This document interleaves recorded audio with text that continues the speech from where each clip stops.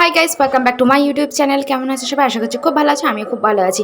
আজকে তৈরি করতে চলেছি সুজির পায়েস। তার জন্য তোমরা এখানে দেখতে পাচ্ছ এক বাটি সুজি রাখা আছে, এখানে এলাচ গুঁড়ো করে রাখা আছে।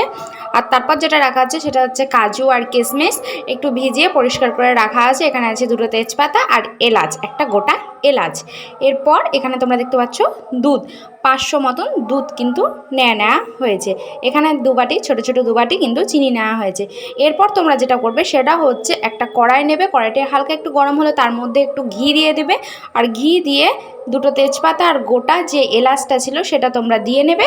এরপর যেটা করতে হবে সেটা হচ্ছে সুজিটা তোমরা দিয়ে নেবে। সুজি দেওয়ার পর কিন্তু একটু লালচে করে ভেজে নেবে। তোমরা খুব বেশি লালচে করবে না, যাতে পুড়ে যায় এমন লালচে করবে না।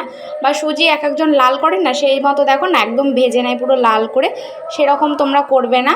তোমরা স্লাইড মানে একদম হালকা লাল যাকে বলে ঠিক সেরকম দেখবে। কয়েকটা দানায় যখন লাল লাল বাড়বে, একটা আঁচ দেবে, ঠিক তখনই তোমরা বুঝতে পারবে যে হ্যাঁ হয়ে গেছে।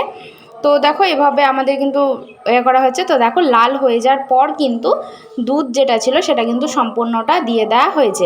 তো এখানে তোমাদের বলে রাখি, এখানে কিন্তু তোমাদের হাত থামলে চলবে না, যাতে নিচে লেগে না যায়। নিচে কিন্তু লেগে যাওয়ার সম্ভাবনা অনেকটাই থাকে।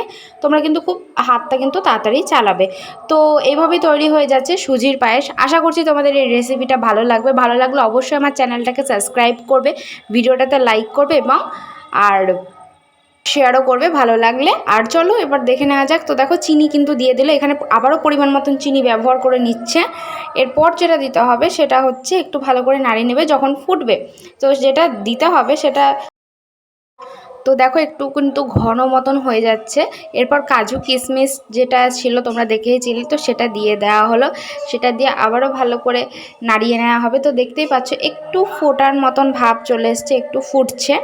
তো যখন ফুটবে, যখন তোমরা দেখতে পাচ্ছ, এরপর যে এলাচটা ছিল সেই এলাচ গুঁড়োটা সেটা কিন্তু ভালো করে ছড়িয়ে দিতে হবে। এলাচ গুঁড়ো দিলে কী হয়, পায়েস বলো বা মানে এরকম ধরনের মিষ্টি জাতীয় কিছু বলো, স্বাদটা দ্বিগুণ হয়ে যায়, স্মেলটা খুব সুন্দর আসে।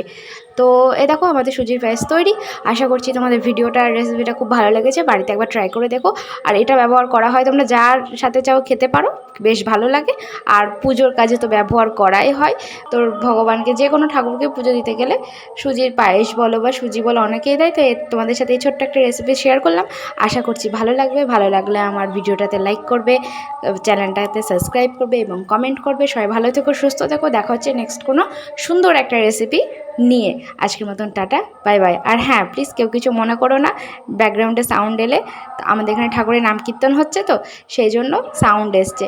তো চলো আজকের মতন টাটা, বাই বাই।